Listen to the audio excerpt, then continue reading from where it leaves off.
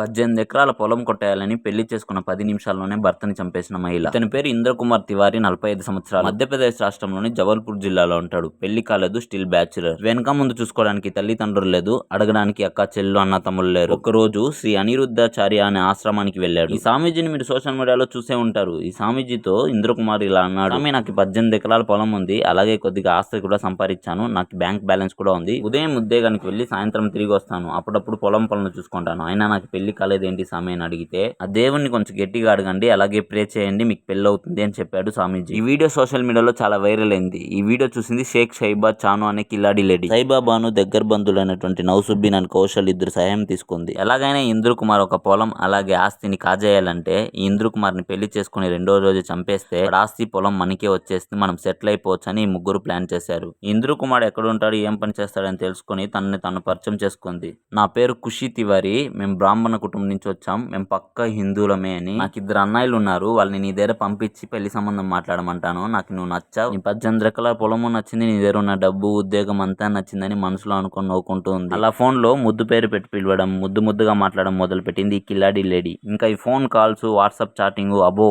2-3 రోజుల తర్వాత ఇదే ఇంద్రకుమార్ తివారీ ఇంటికి నౌసుద్దీన్ అండ్ కౌశల్ అనే వ్యక్తులు వెళ్లి పెళ్లి సంబంధం మాట్లాడారు. పెళ్లి అర్జెంట్ గా అయిపోవాలి, మా అమ్మాయికి ఉన్న క్రేజ్ అలాంటిది, ఊర్లో ఉన్న మగాళ్ళంతా ఎగపడుతున్నారని వీరిని నమ్మించారు. నెక్స్ట్ డే మీరు గోరఖ్పూర్ రండి, అక్కడ ఒక గ్రాండ్ హోటల్ లో పెళ్లి చేసుకుందామని ఈ సాలేగాళ్ళు నమ్మించారు. సరే అని నెక్స్ట్ డే ఇంద్రకుమార్ తివారీ గోరఖ్పూర్ వెళ్ళాడు. అక్కడే హిందూ పద్ధతిలో పెళ్లి జరిగింది. పెళ్లి జరిగిన తర్వాత కొన్ని గంటల్లోనే అదే హోటల్లోనే శోభనం అని నమ్మించారు. ఇక శోభనం అంటే పాలు తాగాలి కదా, పాలు తాగితేనే బలం వస్తుందని చెప్పి ఈ షేక్ సాయిబా అలియాస్ ఖుషి తివారీ అనే అమ్మాయి పాలు తాగేసి మత్తులోకి వెళ్ళిపోయాడు ఇంద్రకుమార్. ఆ తర్వాత అతన్ని కొట్టి అతి కిరాతకంగా చంపేశారు. 2025 జూన్ 6వ తేదీన రోడ్డు పక్కన అనుమానంగా ఒక పురుషుడి మృతదేహం పోలీసులకి కనిపించింది. అతని ఫోన్ చూసి ఇతను ఇంద్రకుమారే అని గుర్తించారు. ఆ తర్వాత CCTV, SIM card, call data, chatting ఇవన్నీ బయటికి లాగితే ఈ కిలాడి లేడీ బయటికి వచ్చింది. డబ్బులు సంపాదించడానికి చేత కాదు, ఈజీగా డబ్బులు కావాలి. ఆల్రెడీ ఇలాంటి వాళ్ళు రోడ్ల మీద బయట జారేస్తూ ఉంటారు. 500-1000 రూపాయలు వీళ్ళకి సరిపోదు. అందుకే ఈజీగా డబ్బులు సంపాదించడానికి పక్కోడి కష్టాన్ని ఈజీగా ట్రాప్ చేసి మరీ కొట్టేస్తారు.